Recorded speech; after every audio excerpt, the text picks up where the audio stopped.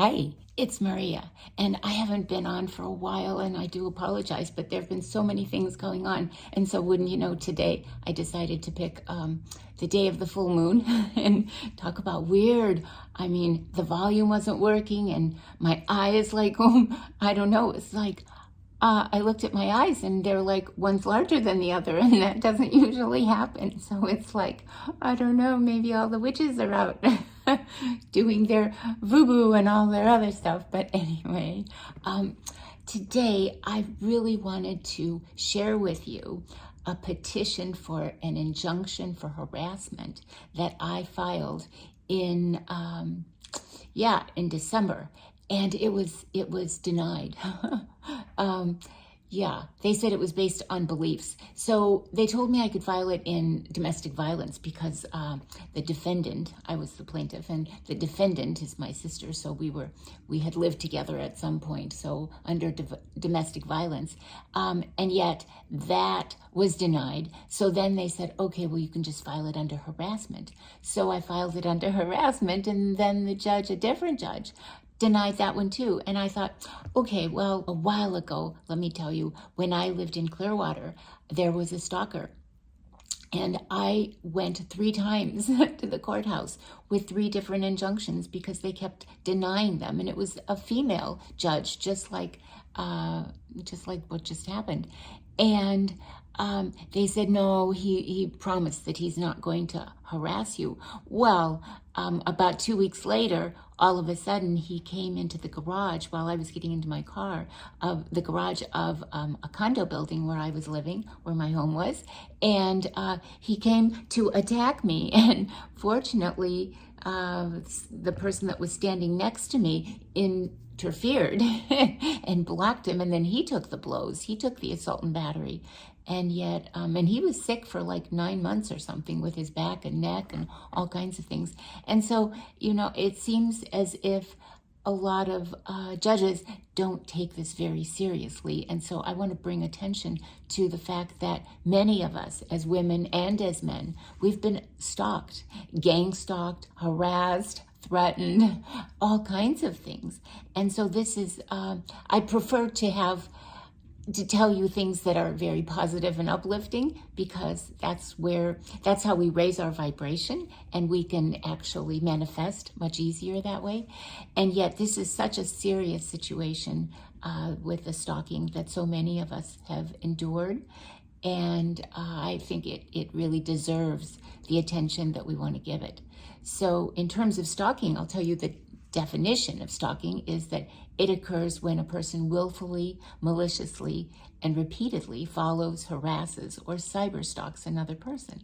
Yes. And so I requested to be granted an injunction for protection against stalking because of the relentless stalking, gang stalking, watching, following, monitoring, surveying, harassing, intimidating, slandering, lying, cheating, stealing, tampering, poisoning, and interfering in virtually all my relationships. Yeah, and all my employment, my family, my friends, my relatives, my associates, my neighbors, my acquaintances, and virtually anyone and everyone with whom I should come into contact. Truly, truly, truly, truly. My sister, Irene, and I won't say her last name, but there are thousands of people who have that first name, so I'm not divulging anything. I'm sure she's just looking for a way so that she can shut me up. But her name is Irene, as are so many other people, right? And she lives in Bel Air, Florida, is the mastermind. Yes, and it pains us to think that it's our own family that's actually, this so deranged that they would really harass and stalk their own family members, right? I mean, that's just not normal. Although in this day and age, what is normal? People are just running amok. Anyway, she is the mastermind that directs, instructs, recruits, enlists, pays, and hires dozens of individuals to commit the crimes that she choreographs. Yes, and this I know to be true from so many people who have confirmed this. And for 10 years, I've tried to contact her, actually. So it was kind of, it had to flip. But I had to contact her, and she successfully ignored any and all attempts because, you see, she had my location on her phone. She had a clone of my phone, is what I've been told. And so she knew exactly where I was. So if I was going to be someplace, she didn't want to speak to me because she knew that we were co-trustees and that she had a duty to contact me in terms of my parents' will and trust. And so she had successfully ignored me. And so I had sent her Facebook messages and received no response, although I sent it to her name. The name that I knew her, Irene Haiti, when I was growing up, and then she married and had a different last name. But I hear she goes by Jen something, Jen McCarty or Jen something, I don't know. She's taken on an alias. So maybe that's why she didn't get it. I don't know, or she got it and she's just pretending she didn't get it. Anyway, it was to communicate regarding our parents' estate. And 2 years ago, I actually returned to Florida to inquire and settle the distribution of our parents' estate. And despite my leaving voicemail messages on both her phone and as well as her husband's office phone, he's an orthopedic surgeon, and his office was right near the hospital here. And so I thought, oh, I'll just go there and give his nurses a message to have her call me. Well, no one came to the door, and then I went to his house actually too, and no one came to the door. And weeks later, I learned that she actually went to the police and filed a police report indicating that I was stalking her and that I sat outside of her house for 8 hours when all I did was go there, ring the doorbell. Nobody came to the door, and I figured, okay, well, they can see me through the cameras and they don't want to talk to me, so I'm leaving. And I left. And so anyway, there's some fake police report out there that I was there for 8 hours, and I had borrowed somebody's car and I used it for, very short time. Anyway, when there's a history of pathological lying, nothing is surprising. And so certainly this was a gross lie and an example of psychological projection, really, because what you do is you blame the other person for the atrocities that you're actually committing. That is what projection is. You projected your behavior onto someone else. So contrary to her behavior, I have no interest in stalking anyone and only desired to communicate because our parents listed us as co-trustees, co-successor trustees, co-personal representatives. And so we were supposed to split everything 50-50. But instead, she decided to distribute it while I was on vacation. And everything was gone. And then no one would talk to me, not even her attorneys or anything. It was just like a joke. She just kind of took all the money and then went, I guess, out of the country and started putting it in offshore bank accounts. That's what I hear. And I'm like, oh my God. And they're so well hidden, I hear, that even federal government agents wouldn't be able to find them because she has them under different people's names and aliases and all kinds of stuff. Excuse me. Anyway, she had no right to steal my inheritance. And in fact, the fact that she stole my inheritance, she stole my home. And so I've been homeless for the last, 10 years? 12, it was since 2012. So almost 14 years, actually. And although I can tell you that I have grown so much, and not necessarily in the waist, but I've just grown emotionally and mentally and spiritually for sure, for having gone through so many trials and tribulations and struggles and poverty and destitution and hunger and confusion. And oh my gosh, this is my family. This isn't some weirdos out there, but it's the weirdos near us that, I don't know, are just so into creating pain and hardship. And I guess a lot of it might have to do with wanting attention, right? Like, look at me, and I can do this because I'm so powerful and I have all the money and you don't. And so therefore, I can do anything I want to you. And you'll have to remember me every morning when you wake up that you aren't in your own home, and that you're, staying with people that you barely know because you don't have any money and you don't know where you're going to sleep at night. And so you try to just think, okay, well, I'm supposed to help this person, or I'm supposed to do this, and this is really for my growth, this is for my betterment, this is for my highest good. And so when you wake up like that and think every experience, every interaction, everything is a gift in some way, shape, or form. It really is a gift. And everyone that we meet has a gift to give us, and we, in turn, have a gift to give them. And so it works out wonderfully because we think we are part of a bigger picture. Oh, the light just went off again. Sorry about that. Anyway, we were to communicate as co-beneficiaries, and my parents had a very large estate and said, Maria and Irene will share it 50-50, share and share alike. And so that was how it was to be. And they had 2 condos, the one that my father had bought me, which was to be mine for sure, as well as their condo. And so she was going to get that one when they passed. And so the reason we were distributing the will was because they passed.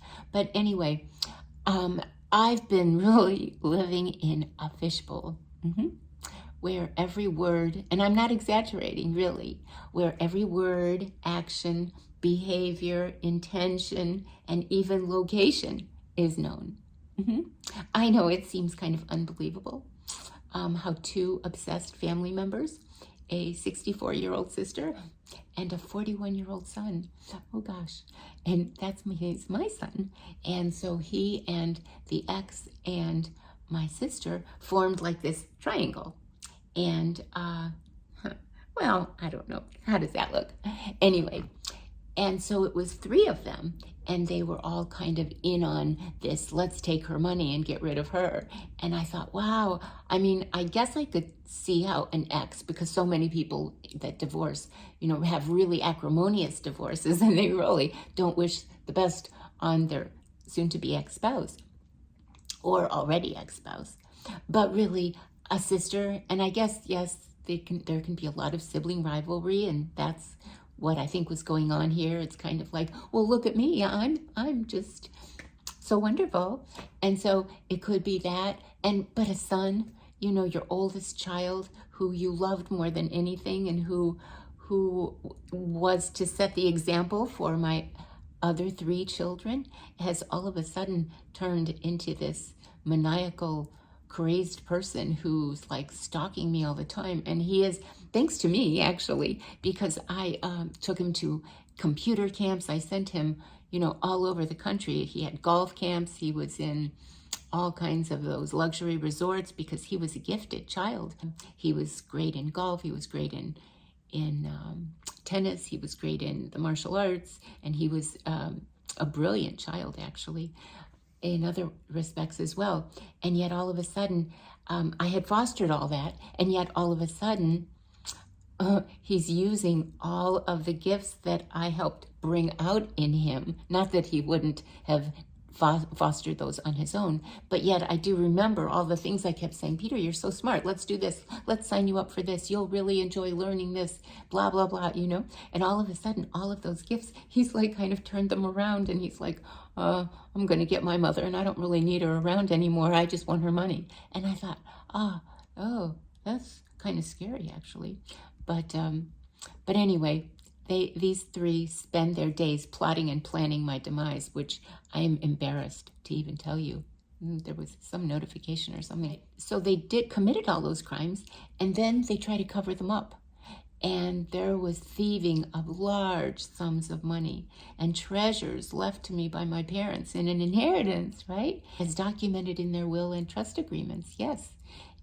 I do understand that in order to further incriminate me, Irene contacted the FBI and told them I was a national security risk or national security threat. And by slandering me in that way, I became a person to watch. And thus the government not only paid for my surveillance, But she also appeared to be the innocent one because she was reporting something, right? And so, and communicating with the government, right?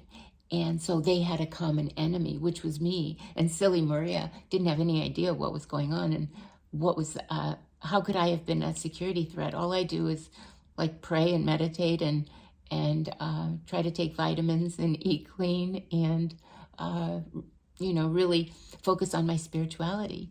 And so anyway, I thought, oh gosh, those guys are really going to find my life very boring if they were thinking I was some kind of a traitor or something. Anyway, I've also been made aware that Irene and Peter are involved in kind of the occult, focusing on curses and hexes, and I don't even know about that stuff. But I know that it's not for me, and and it really is, it can be very powerful and it can be very dangerous. And what happens, what I've been told happens, is sometimes, what we send out is what returns to us. And so when you dabble in something that you don't really know what you're doing, and you send out all this negativity and all this hatred and all this negativity, I said that, but if you send out all of this horrible energy out to someone, it will turn around and smack you in the face. And so I don't really know what's going on there, but that is something I've heard happens time and time again. And so for any of you out there who are even thinking of dabbling in that, be very careful. I personally wouldn't do anything that was against God and Jesus and all the ascended masters and all the saints and all the energies of the divine, which I hold so close to my heart. And so anyway, I did know one day I was at a home, and the daughter actually, I had been missing a couple things. I had been missing a toothbrush and a makeup brush, like an eye makeup brush.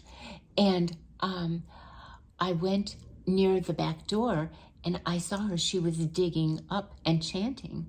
And it was like graveyard spells. I started looking up those, and she was doing graveyard spells and burying my things so that I could die or something like that. And I thought, oh, that is really sick. And then a few days later, I found my toothbrush and that makeup brush in the bathroom.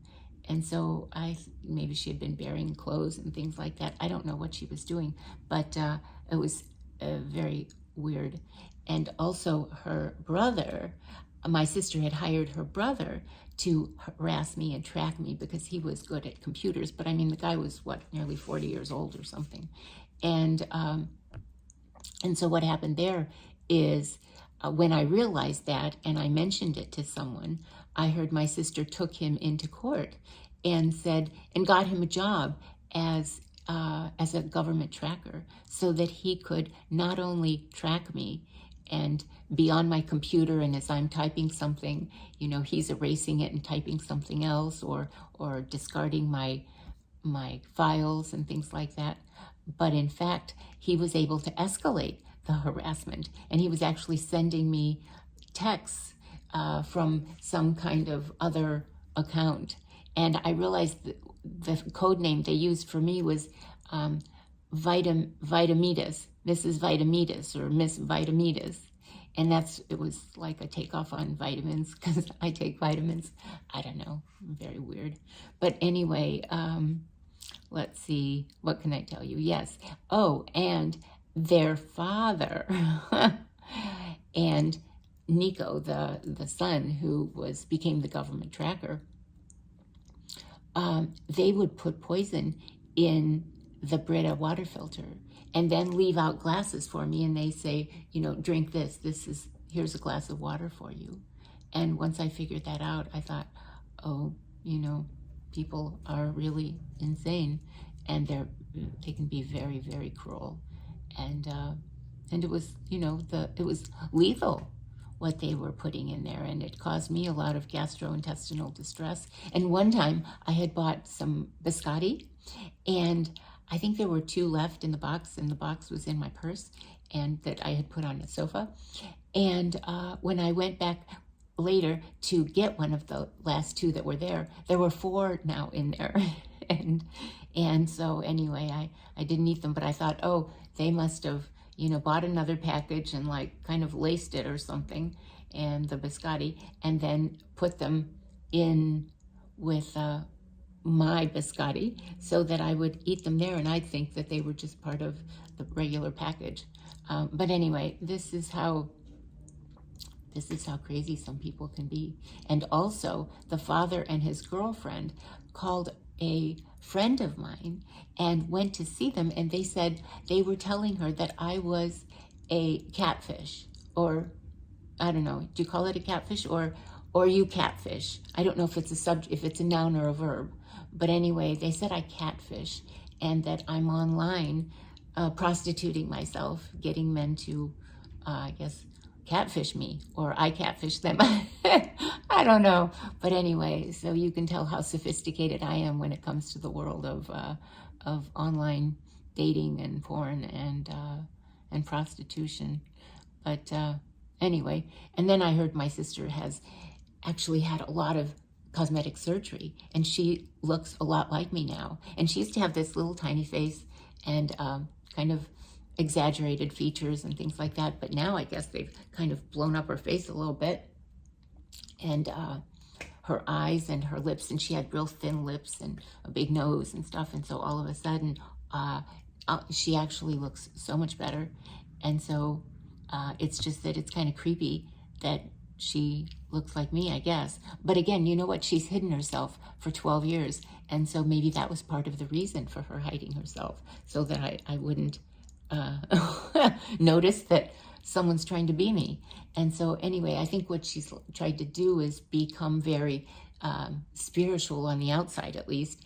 And so that if she can get rid of me, then all of a sudden she can, come on here and say, oh, did you like the video I made about the harassment injunction? Because I wouldn't be around anymore, right? Because her whole goal is to not only deprive me of my 50% of my parents' estate, but it's also to thieve that 50%, so she gets 100% of a huge fortune. I must say that my parents and grandparents did very well for themselves. They worked hard. They were all physicians,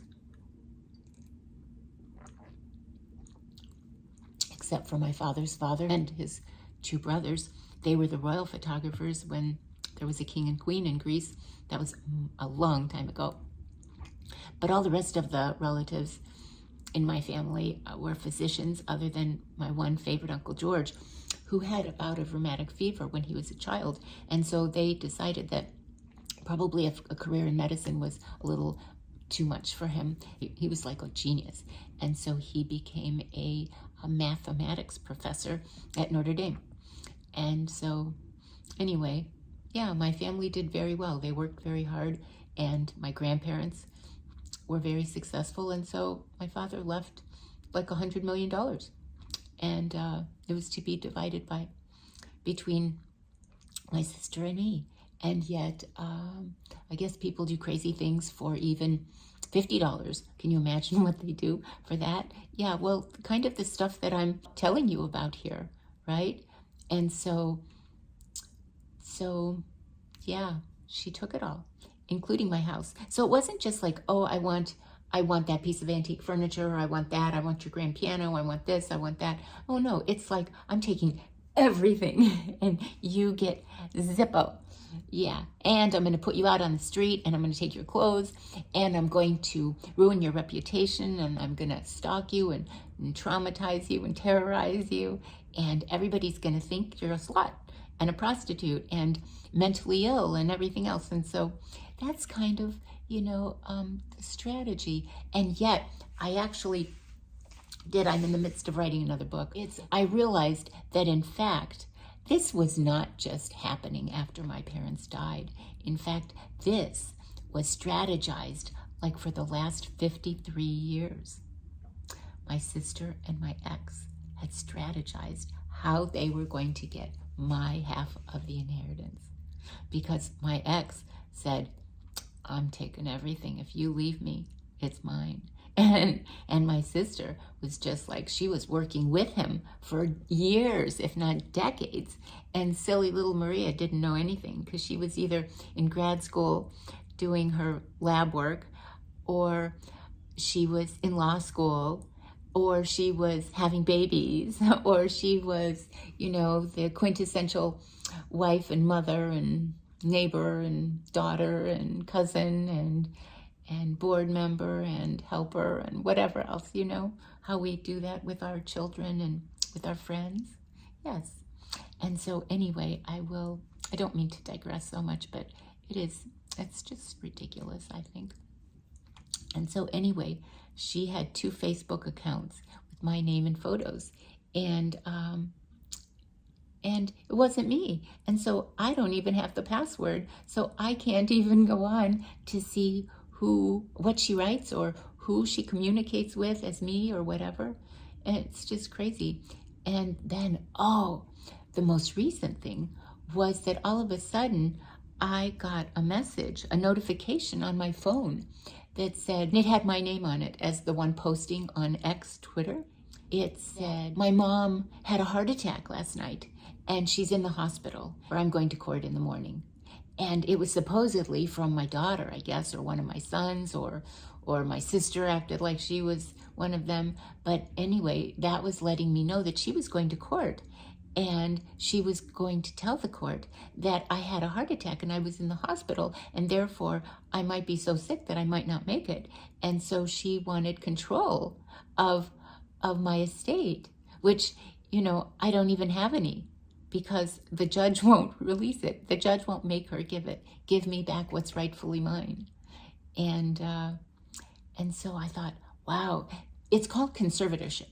And so what happens is, if you are deemed mentally or physically incapable of managing your affairs, and I don't mean those kind of affairs, but I mean the money affairs, monetary affairs, financial affairs, things like that. And if you aren't deemed capable of doing that, then the court will assign a conservator for your estate. And so that, I think, was what they were trying to do, is they were going to try to get the judge to say, oh, well, she's in the hospital, she may not make it, so here, you take care of all of that money. But did he know that, in fact, I am in poverty? I don't like to say I am, because that's an affirmation that I don't subscribe to. At the same time, that is exactly what they tried to do. Yes. And so I also heard that my sister has been on the courthouse steps in Clearwater in Pinellas County, at the Pinellas County Courthouse, with some men taking pictures, having pictures taken of her and various men, as if they're celebrating their marriage. And she's supposed to be me, right? And so you've got these men walking around who said, oh yeah, well, we have photos and I married Maria, and so if anything happens to her, then I get that life insurance policy that she took out. And I'm like, duh. No, I have not gotten married, and I am not the subject of anyone's life insurance policy. I did not buy it on myself. Did someone else buy it on me? I didn't sign for it, and I didn't authorize that. And so anyway, it's just too creepy is what it is. I just don't know. Anyway, what can I say? It's just, and even my YouTube videos, I made over like 100 of them in that Forgiveness to Love series. And I really exposed so many wonderful things that you might really benefit from by watching. And I'm sure you will be very surprised. And you can access them on mariahaiti.com, or they are on YouTube. And it's the Forgiveness to Love series. And I think that there are 6 introductions, parts 1 through 6. And then there are probably 50 or 60 videos that have such a wealth of information that you will truly benefit. When I went to Google my sister, I actually saw that she was a big Republican donor in Florida. And so you can imagine now with, I don't know what's going to happen with DeSantis, but I actually went to Tallahassee, as well as calling the governor's office several times, in fact, and asked to meet with them. And they never called me back, really. And so I thought, well, let me go on the website again and see if I can just schedule an appointment, because they did have a schedule, like a calendar there. And I said, oh my goodness, well, if I were in charge of a ribbon cutting ceremony, I could schedule a meeting with him and he could actually come and cut the ribbon. But if I want to talk to him about $50 million that have been stolen from me in the Pinellas County Courthouse, then he doesn't want to talk to me, or his aides aren't giving him the message, or somehow it's just not of interest. Yes. And so I thought, oh, that's very weird. And one other thing that I just see here is, oh yeah, my sister has actually made profiles of me on porn sites. And so I guess, I don't really know, but I guess you can pay for something like that. And so what I've heard is that they send payment to her because she has my picture there. And probably it's like my face and somebody else's body or whatever else they're doing. And so then they expect to meet up with me, right? Or whoever that person is that's on the profile. And when all of a sudden I don't show up, then they are angry and then they want to come after me. And that's kind of another way that really narcissistic people behave, because what they do is they have all of these schemes and plots and plans in their head, but they don't want to be involved, right? They don't want eventually the finger to point to them. So what they do is they get other people to do their dirty work. So if she puts photos of me there and then people send money for whatever, and then I don't respond, so then they get mad at me and then they come hunting for me. They try to find where I am, who I am, what I'm doing, and things like that. And I thought, oh my gosh, that can be extremely, extremely dangerous. But again, that's the point. It's very weird. Anyway, drink some water. Drink some water. You should drink some water too.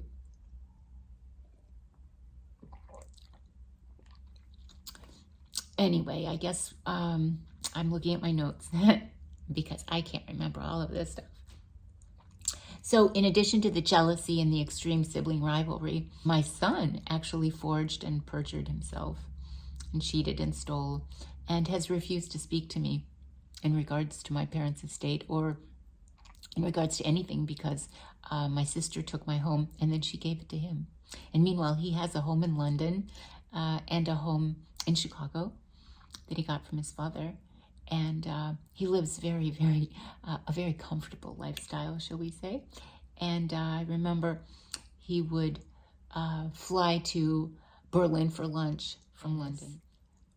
Or he would fly to Florence for some leather goods, and he'd fly around. He'd fly to Asian resorts and order the most expensive martini in the world.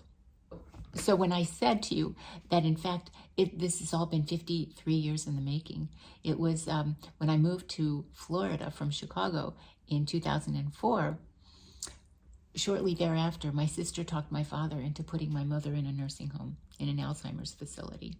But anyway, they kept saying, oh, she's, suffering from dementia, so we need to put her away. And I thought, oh my God, that's my mother. You don't put a woman away like that. But I think there's something very fishy about that one. But anyway, so while that was going on, I lived in a condo on their same floor, on the 4th floor. And I lived in 417 and my parents lived in 414. And so every day I'd go to visit them. And one day I went there after my mother was put in the home. And so I went to visit my father, and he had disappeared. He wasn't there, but his breakfast room dishes were there, and he, his mail was there and things like that, but he wasn't there, and his car was in the parking lot. So I thought, oh, Daddy went swimming in the Gulf again, or he's at the pool or something. But I couldn't find him. And then I started asking neighbors, and I started asking relatives, and no one could find him. And they all kept saying, what was so weird is they all kept saying, oh, don't worry about it, he'll show up. And I'm thinking, unless he got on a plane and went to Europe for a few weeks, I don't know where he could be, because he doesn't just disappear like that. He was 80 years old. And so as it turned out, he was in the hospital, and my sister had put him in and not told me, and in fact told other people not to tell me so that I wouldn't visit him. And I think what happened there is he was there 6 weeks before he died. And for 6 weeks, I think she was grilling him on where are these investments and how do I access this and how much money is in this account and where is that account and where are the jewels and where is the gold and where is this and where is that. And I think that was part of it, even as far back as 2004 when I moved there, and then 2005 when my mother was hospitalized or institutionalized, right? And then my father was hospitalized. But it was very weird because I was at the gym one day, and all of a sudden, one of the women that lived in our building, who kind of fancied my father, she said, "Oh, don't worry, your father's fine." And then by the time I got home, there was a voicemail message from my sister, who, hadn't spoken to me in years, but all of a sudden left a message, and she said, "Daddy's taken a turn for the worst. If you want to see him, you better get to the hospital right away." So I go flying there, and she gave me the wrong room number. And there were directions at the front desk that if I should come and ask if my father were there, they're supposed to tell me, "No, he's not here." So I said, well, apparently my father's dying, and my sister didn't want me to come and see him, although she acted like, oh, here's his room number, but meanwhile that room didn't exist. So the lady there at the front desk, she was a volunteer, and she said, "I feel really horrible for you. I'm so sorry. Here's the room number, now go." So I went and saw my father, and that was really a drama like I've never seen before. It was lots of screams and, "Oh my gosh, oh Daddy, Maria doesn't love you. I'm the only one that loves you," and blah, blah, blah, blah, blah. And pretty soon, my father started, he had tachycardia and some arrhythmias, and he ended up taking his last breath while I was standing right next to him, just bewildered as to how this could really go on in my family. It was just the most bizarre and just diabolical, really, that people could behave this way. It's shameful, actually. But anyway, spiritually, we don't judge, right? Because it's their path. And if they want to go down the dark, dim path and into the abyss, then go right ahead. But we don't want that energy around us. We don't want that negativity. We don't want to be part of their crimes and their plots and their plans and all of that sickness. It's gross, really. But let me tell you, let's see. Oh, I was telling you about the gang stalking. Yes, there was some goop. My sister had somebody put some goop on the accelerator so that when I went to drive the car, it was sticking on the accelerator. So that was kind of an interesting, gross thing. So when my father was hospitalized, I called everyone. I called attorneys, I called police, I called sheriffs, I called elder care, I called hospitals, I called, anybody I could think of. And I said, my father's missing. And the police and the sheriff said, well, because I said, let's file a missing persons report or a silver alert or something. And they said, well, no, you have to wait 30 days or 60 days or 90 days before we can do that. And I thought, no. That doesn't sound right to me at all. By 60 days or 30 days or 90 days, what are the chances of finding anybody like that? An older person that I just didn't know what happened to him. And I made a list of the crimes, and I counted 140 crimes that my sister, my ex, and my son have been involved in, based on my knowledge and based on what other people have shared with me. And that was 140 crimes and 30 torts. And so if you put that together, it's like 170 illegal, really horrible behaviors against me that have been perpetuated. And so in a kind of a huge cover-up, and at the heart of the cover-up are endless payouts and payoffs. So you see, it's all about money. It always is. And yet I refuse to believe it. And I remember when I was married, my ex used to say, I can buy anybody. I can get them to do anything I want them to do if the price is right. And I thought, no, people have integrity. People aren't going to buy into that. People don't want to go to jail. People don't want to be associated with all of that darkness. And you know what? He was right. They do. For money, they'll do it. I mean, it's just shocking, actually. I am embarrassed to even be part of the human race, actually, that is so easily bought and bribed and blackmailed and promised money to just go and hurt other people. I mean, it's shocking. And to mistreat other people and to gossip about people and to defame them, and just so much money just changing hands, And so let's see, what else can I tell you here? Yeah, I was just labeled as delusional. Delusional, a druggie, a drunk, a prostitute, a gold digger, catfisher, or catfish. Just because people will say something and other people will be so happy to get in on it, right? I mean, now if you watch the news, there's really nothing of substance there that I can see. It's a lot of, did you see what gown this person was wearing for her date night? And did you see, she changed her hair color, and look at this, her mansion here and this. And so it's a lot of distractions so that we lose sight of what's really important. And in fact, we are just so overwhelmed with all of this nonsense that it's shocking, really, and it is to our detriment. I think maybe what I should do is stop this now and then start it again, and I'll do a part 2 because I don't want it to be so long. Okay? So I love you, and tune in to the next one, okay? I think I'll just continue now. Okay? Okay, bye-bye. I love you.